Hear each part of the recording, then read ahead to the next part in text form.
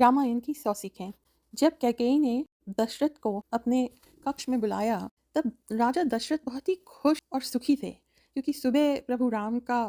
राजाभिषेक का हर जगह हर्षोल्लास चल रहा था। राजा दशरथ को और ना ही किसी और को अंदेशा भी था कि रानी कैकेयी को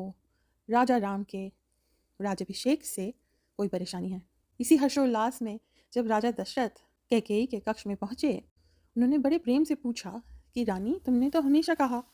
कि तुम्हें राम भरत से भी ज़्यादा प्रिय हैं। मैंने कभी भी नहीं देखा कि रानी कौशल्या ने तुम्हारा किसी भी प्रकार कोई अपमान किया हो, बल्कि सब लोग तो यही जानते हैं कि तुम ही मेरी सबसे प्रिय रानी हो। फिर तुम्हारे मन में आखिर ऐसी बात कैसे आ गई? लेकिन रानी कैकेयी तो मंथरा की बातों में पूरी तरह आ चुकी थी और उन्होंने राजा दशरथ को अपनी पुरानी 2 वचनों की याद दिलाई और परिणाम स्वरूप राम, लखन और सीता मैया 14 वर्ष के वनवास को चले ही गए। आखिर जब ये बात राजा दशरथ के समक्ष आई कि वो तो अपने वचनों से बाध्य हैं, सारी प्रजा परम सुखी थी, सारा परिवार सुखी था, गुरुजन सुखी थे, देवता तक सुखी थे,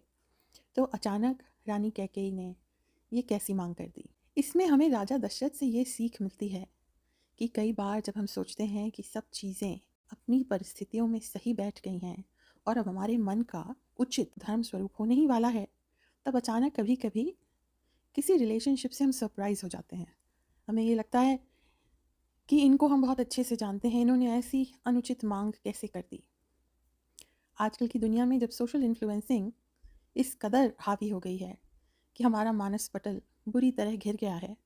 हमें ये सीख मिलती है हमेशा दूसरों की मनःस्थिति के बारे में जानकारी हासिल करते ही रहनी पड़ती है,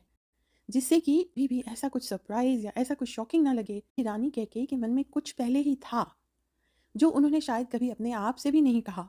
सीखने के लिए हमें यही मिलता है कि अपने अंतर मन को अच्छे से जानें